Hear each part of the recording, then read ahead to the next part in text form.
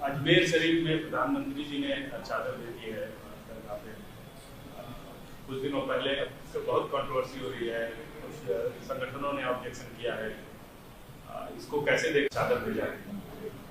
ये प्रधानमंत्री जो चादर भिजाए हैं, किसी शायर ने अच्छा कहा प्रधानमंत्री के बारे में।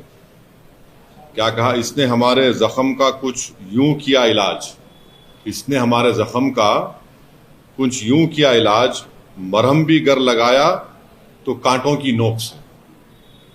तो ये जो पूरे देश में बीजेपी संघ परिवार की तरफ से हर उनका ऑर्गेनाइजेशन कोर्ट को जा रहा है कि यहाँ पर खुदाई हो, यहाँ पर खुदाई हो, ये मस्जिद नहीं है, ये दरगाह नहीं है, ये कब्रस्तान नहीं है।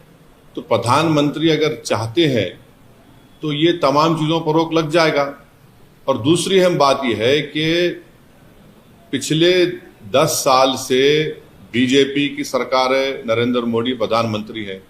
प्लेसेस ऑफ वर्शिप एक्ट जो पार्लियामेंट में पास हुआ और राम मंदिर के जजमेंट में उसको नॉन रिट्रोग्रेशन की बात सुप्रीम कोर्ट ने कही दी, उसके बावजूद ये सरकार का कोई स्टैंड ही नहीं है उसके ऊपर। इसीलिए आज आप देख रहे हैं कि 7 से ज्यादा मस्जिद और दरगाह के मसले सिर्फ उत्तर प्रदेश से है, जहां पर बीजेपी की सरकार है और जहां से प्रधानमंत्री अपना एमपी का चुनाव जीत कर आते हैं। तो ये सिर्फ चादर भिजाने से कुछ फायदा नहीं होगा। चादर तो हर कोई भिजाता रहेगा, मगर उस चादर को भिजाने के पीछे जो पैगाम एक सरकार देती है वो ये देती है कि हम सिर्फ चादर नहीं भिजा रहे हैं, हम उस समुदाय को, उस देश की जनता को जो इन तमाम चीज़ों पर आस्था रखती है, दरगाह मस्जिद में, उसको हम दरगाह और मस्जिद मानते हैं। आप चादर तो भिजा रहे हैं, मगर आप ही के चाहने वाले कोर्ट को जा रहे हैं कि ख्वाजा अजमेरी की दरगाह दरगाह नहीं है, मसाजिद मसाजिद नहीं है। तो ये इस चीज़ को ये रोकने की ज़रूरत है और असली काम जो सरकार को करना है वो रोके, इन तमाम चीज़ों को रोक लगाए कि क्या ये क्यों कर रहे हैं लोग सब जाकर तमाशा। ये सर, आपने ऐलान कर दिया है कि दिल्ली चुनाव में आप एक्टिवली पार्टिसिपेट करेंगे। कल प्रधानमंत्री ने दिल्ली की जनता को कई सौगात दिए और साथ में जो मौजूदा सरकार है उसको उस पर कई तोहमतें उन्होंने लगाई और जो सौगात दिए, घरों के चाबी भी बांटे गए, उसमें हमने देखा कि अल्पसंख्यक समुदाय के लोगों को भी दिया। सबका साथ सबका विकास तो कहीं न कहीं उनके उस जेस्चर में दिखा। देखिए, मैं एक नहीं 2 से ज्यादा आरटीआई एप्लीकेशन डाला हूं जिसमें हम सरकार से इस बात का डिमांड कर रहे हैं कि आपने अर्बन एरियाज में और अर्बन एरियाज से हटकर जो घर दे रहे हैं बनाकर, प्रधानमंत्री आवास योजना जो भी हो, उसका डेटा हमको दीजिए। बताइए आप कितने मुसलमानों को दे रहे हैं? देते ही नहीं है, बताते नहीं है। भाई क्या शेयर है उसमें जो आप गवर्नमेंट की स्कीम जो है इसमें मुसलमानों का क्या शेयर है? बताइए। अल्पसंख्यक समाज का, खास तौर से मुसलमानों का देते नहीं है। अब ये दिखाने को खड़ा कर देते हैं, थोड़ा वो देते हैं, मगर असल शेयर क्या है उनका वो नहीं बताना चाहते हैं। अब चुनाव है तो इसीलिए सब करना पड़ रहा है, मगर याद रखिए कि चाहे ये मौजूदा केजरीवाल की ड्रामेबाज सरकार हो या प्रधानमंत्री की कम्युनल सरकार हो, इससे ये बात मालूम हो रही है कि अगर 1 नेशन 1 इलेक्शन होगा तो फिर ये सब चीजें नहीं मिलेगी। अब पार्लियामेंट का चुनाव हुआ 6 महीने पहले, अब दोबारा चुनाव हो रहा है तो हर सरकार अपना अपना अनाउंसमेंट कर रही है। इससे देश को समझना है कि देश के जनता और उसके वोटर का फायदा करने के लिए ये सब अनाउंसमेंट्स हो रहे हैं। गो इसका इकोनॉमिक इंपैक्ट जो होगा वो अलग बात है। तो इससे बात साबित हो रही है कि 1 नेशन 1 इलेक्शन देश के वोटर के हित में भी नहीं है, संविधान के खिलाफ भी है। कितने सीटों में आप दिल्ली इलेक्शंस में कंटेस्ट करेंगे? अभी वो फैसला हो रहा है, हमारे दिल्ली अध्यक्ष उस बात का तय करके आपको बताएंगे। मगर जरूर हम चुनाव लड़ रहे हैं और अच्छी तरीके से लड़ने की हमारी पूरी कोशिश होगी। सर, और एक इशू है, गवर्नमेंट ने प्रोटेस्ट लॉन्च किया है, new China country, they are saying that they are already in Ladakh. The government has launched a strong protest with China over the recent creation of 2 countries, and they are saying that they are already. ये क्या language है मोदी सरकार की? हम strong protest launch कर रहे हैं। फिर आप उनको बोल रहे हैं कि आके भारत में इन्वेस्टमेंट करो, फिर आप चाइना से कह रहे हैं कि ठीक है हमारा जो इंपोर्ट इम्बैलेंस है चाइना से कंटिन्यू होता रहेगा। एक पॉलिसी तो रखिए ना। और हमको ये भी नहीं बता पा रहे हैं सरकार कि वो जो 65 में से 25 पेट्रोलिंग पॉइंट पर हमारी फौज पेट्रोलिंग करती थी वो हम कर पाएंगे नहीं कर पाएंगे। और आप जो एग्रीमेंट चाइना से किए उसको ले जाकर यांग से अरुणाचल से मिला दिए। तो ये कोई चाइना की पॉलिसी नहीं है। मैं साफ तौर से कह रहा हूं ये सरकार चाइना से डरती है। आप फिर हम स्ट्रांग प्रोटेस्ट क्या प्रोटेस्ट है? हमारी जमीन पर वो लोग ये एक कंट्रीज बना रहे हैं और डैम बना रहे हैं। और डैम बनाएंगे तो नुकसान किसको होगा? माने बिलियंस ऑफ डॉलर्स क्या उस चाइना ने अनाउंस कर दिया। तो खुद बीजेपी वाले कह रहे नुकसान, तो नुकसान हो रहा तो क्या करेंगे? आप खाली जबानी बोलेंगे? आप सरकार में हैं, आप पावर में हैं, आप प्रधानमंत्री हैं, आपकी पार्टी है, आप इसको क्यों नहीं कर पाते हैं? रोक क्यों नहीं कर पाते इन चीजों को आप? मगर आपको चाइना से पैसा चाहिए इन्वेस्टमेंट के तौर पर। सर केजरीवाल ने टूरिस्ट हैं अलग-अलग माध्यमों के उनको एक अमाउंट देने का एक तनख्वाह मुकर्रर किया कि ना देंगे सत्ता में आएंगे। क्या ये तुष्टीकरण की राजनीति नहीं है? और क्या एक सवाल में एक और चीज है, क्या आपके वहां पर एक्टिवली पार्टिसिपेट करने की वजह से ये चीजें हो रही है? नहीं, देखिए एक बात आपको हम बता रहे हैं, तुष्टीकरण का जो आप बात कर रहे हैं, दिल्ली में जितनी विधानसभाओं में जहां पर अल्पसंख्यक समाज खास तौर से मुसलमान रहते हैं, आप जाकर उन इलाकों को देख लीजिए। मीडिया से मैं रिक्वेस्ट को जाकर देखिए वहां पर क्या बुरा हाल करके रख दिए। दिल्ली का कचरा लाकर जहां पर अल्पसंख्यक समाज के मुसलमान रहते हैं वहां पर लाकर उसको फेंकते हैं। ये इनका जो बड़ा ड्रामा होता है केजरीवाल का कि हम क्लिनिक बनाए, स्कूल बनाए, कहां बनाया तुमने बताओ जहां पर अल्पसंख्यक समाज के मुसलमान रहते हैं? और तुम्हारा जो सरकार का जो परफॉर्मेंस है, डेवलपमेंट सब झूठा है, बकवास है। जाकर आप देखिए वहां पर जहां मुसलमान रहते हैं। चौथी बात यह है कि जो लोग जेलों में हैं उनके ताल्लुक से एक लफ्ज तो नहीं बोलते, जो उनके पार्टी के लोग भी हैं, भूल गए उन लोगों को। केजरीवाल को बेल हो गई, सिसोदिया को बेल हो गई, इनके तमाम नेताओं को बेल हो जाती है। और जब दिल्ली में जेनोसाइड हो रहा था, ठीक है लॉ एंड ऑर्डर इनके पास नहीं है, मगर आप क्या करते हैं? मुख्यमंत्रियों पर राजघाट पर जाके बढ़ी आते हैं आप। मरने वालों को एस ग्रेशिया का जो पैसा देते हैं उसमें भी आप कम्युनिज्म करते हैं। तो ये सब ड्रामेबाजी हो रही है। रियल डेवलपमेंट जहां होने का है, जहां पर दलित और मुसलमान रहते हैं, कुछ नजर नहीं आता हमको। सर आप हमेशा से सावरकर की आइडियोलॉजी वगैरह को चैलेंज करते रहते हैं, उसकी मुखालफत करते रहते हैं। कल प्रधानमंत्री से एक डीयू में कॉलेज खोला जाएगा सावरकर के नाम पे, वीर सावरकर के नाम पे, क्या कहेंगे?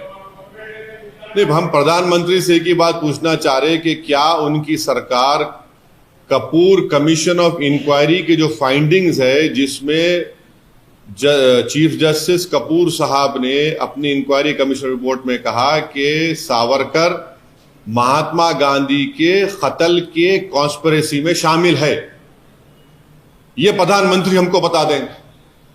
क्या वो इनकी सरकार उस Kapoor commission of inquiry report को मानती है, नहीं मानती है? और अगर महात्मा गांधी से आपको मोहब्बत है, जो हर गांधी जयंती के दिन प्रधानमंत्री और बीजेपी आरएसएस गांधी के फोटो के सामने फूल माला चढ़ाते हैं, राजघाट को जाते हैं, तो फिर ये गांधी से कैसी मोहब्बत कि कपूर कमीशन ऑफ इंक्वायरी कहता है कि ये कॉन्स्पिरेसी में शामिल थे? वो बताते प्रधानमंत्री। भाई आपको मुगल नाम से नफरत है, ठीक है, हम समझ सकते हैं आपको एलर्जी है उससे, मगर ये तो बता दीजिए कि गांधी से मोहब्बत है और गांधी के कॉन्स्पिरेसी में जिसका रोल रहा आप उनसे ही मोहब्बत करते हैं। ये कैसी मोहब्बत है? ये तो डबल टाइमिंग कर रहे हैं मोहब्बत में आप। सर लग रहा है कि दिल्ली के चुनाव में हिंदुत्व की होड़ हो गई है आम आदमी पार्टी और बीजेपी में। दोनों हिंदुत्व पे हैं, दोनों में फर्क क्या है? कोई फर्क नहीं है दोनों में। दोनों आइडियोलॉजिकली एक ही है। दोनों की पैदाइश, इनको पैदा करने वाली अम्मा का नाम है आरएसएस। एक को जनसंघ को पैदा किया उन्होंने, बाद में फिर वो 1980 में बीजेपी बनी। एक को उन्होंने 2012-13 में एक बड़ा इंस्टीट्यूट है, वहां पर लैब ग्रोन है ये हिंदुत्व, वहां पर पैदा किया इसको। सर, जो संभल वाले वायलेंस के मामले में उत्तर प्रदेश पुलिस ने खुलासा किया है कि जो गैंगस्टर इसमें इन्वॉल्व हो रहे हैं उनको डायरेक्शन सीधी तरह से दुबई से मिल रहा है, उसके ऊपर इन्वेस्टिगेशन। अरे गोलियां चल के 5 लोगों की मौत हो गई है, बच्चे हैं, छोटे बच्चे, उसमें सीने के ऊपर उनको गोलियां लगी है, को पीठ पे लगी है, और आप क्या कह रहे हैं? पूरा ओपनली आप एक समुदाय के खिलाफ आप जा रहे हैं। क्या ये जेब देता है वहां की एडमिनिस्ट्रेशन को कि आप एक ही समुदाय के खिलाफ जाए? आप इंसाफ करिए। इंसाफ का मतलब तो ये नहीं है कि आप उनको दबाए, उनको डराए। 80 से ज्यादा बच्चों को तो आप पकड़ चुके हैं, और एएसआई प्रोटेक्टेड मॉन्यूमेंट है संभल की मस्जिद, और उसके 5 फीट पर आप आउटपोस्ट बना रहे हैं। जरा तो शर्म आनी चाहिए कि तुमको एएसआई का जो कानून है 100 मीटर्स का, उसको पास हो लिहाज नहीं है। आप परमिशन लिए एएसआई से? बताइए। वक्फ बोर्ड का डॉक्यूमेंट है, सुन्नी वक्फ बोर्ड का डॉक्यूमेंट है, बोलते उसको फेक है। तो अगर फेक है तो सुन्नी वक्फ बोर्ड पे केस बुक करिए। चलिए, आप क्या कर रहे हैं लोग? एक तरफा जुल्म हो रहा है वहां पर संभल में पूरा। और संभल को नया वो जो 1980 और 90 में जो तमाशे हुए थे, उस तरह का माहौल पैदा करने की कोशिश की जा रही है संभल में। सर, दिल्ली के चुनाव के मद्देनजर आप पे भी आरोप लग रहा है कि आप चुन चुन के दंगों के आरोपियों को टिकट दे रहे हैं। एक बात सुनिए, इंदिरा गांधी के कत्ल के बाद जो सिखों पर जेनोसाइड हुआ और जितने एक्यूज थे उनको किस पार्टी ने टिकट दिया? किसने उनको मेंबर ऑफ पार्लियामेंट बनाया? और फिर दूसरा यह है कि मौजूदा जो रूलिंग पार्टी है, मुख्यमंत्री पर खुद केस है, उनके बड़े बड़े नेताओं पे केस है। अब बीजेपी की बात ले लीजिए, कितने बीजेपी के सांसद हैं जो पार्लियामेंट में हैं, उन पर केस नहीं है, सब दूध के धुले हुए हैं। किसने यूएपीए जिस पे लगा था उसको एमपी बनाया? मैं फिर से कह रहा हूं कि कभी अपने गिरेबान में झांक कर देख लीजिए। एक उंगली अगर हमारी तरफ आप उठा रहे हैं तो 4 उंगलियां, और ये फैक्ट्स आपको आईना दिखाएंगे। मतलब आप उनको टिकट दे रहे हैं? मैं टिकट देना नहीं देना मेरे पार्टी का काम है, और टिकट उन्हीं को दे सकते जो लीगली इलेक्शन लड़ सकते हैं। तो जो लीगली इलेक्शन लड़ सकते हैं, इलेक्शन लड़ेंगे। सर, एक और सवाल है, ये एक मौलाना शाहनुद्दीन ने लेटर लिखा है योगी आदित्यनाथ को। He says that Muslims will convert in Mahakumbh. You have made a law, and how will you stop it? Why does Maulana have objection to घर वापसी? कौन है नहीं मालूम भाई, ये कौन है मेरे को नहीं मालूम, मैं जानता ही नहीं उनको। वो क्या चाह रहे? वो कन्वर्शन करना चाह रहे अपना। Muslims will convert in Mahakumbh. नहीं, मौलाना अपने आप को कन्वर्ट करना चाह रहे तो मैं रोक नहीं सकता हूं, मैं रोक नहीं सकता हूं ना। Right to choice fundamental right है। अब मौलाना कूदना चाह रहे तो वो कूद सकते हैं, हमको क्या करना है उससे? हम अपने संविधान के तहत, अपनी मर्जी के तहत हम मुसलमान थे, है, और इंशाल्लाह सुबह क़यामत तक भारत में रहेंगे। ये हवा के झोंके आते रहेंगे थोड़ा थोड़ा, ये सब, वो उससे फर्क पड़ने वाला नहीं। मगर अब मौलाना की ये कौन है मैं जानता भी नहीं है महाशय को। इनको महाशय बोलना भी है नहीं मालूम, और कौन है नहीं मालूम। ये वो जाने, वो नहीं मालूम कौन है, मैं जानता नहीं उनको। महाकुंभ अभी शुरू होने वाला नहीं तो क्या उसका बोलने का मतलब क्या है? क्या करना चाह रहे वो? उन्होंने लेटर लिखा है योगी आदित्यनाथ को, सेइंग कि Muslims will convert in the Mahakumbh.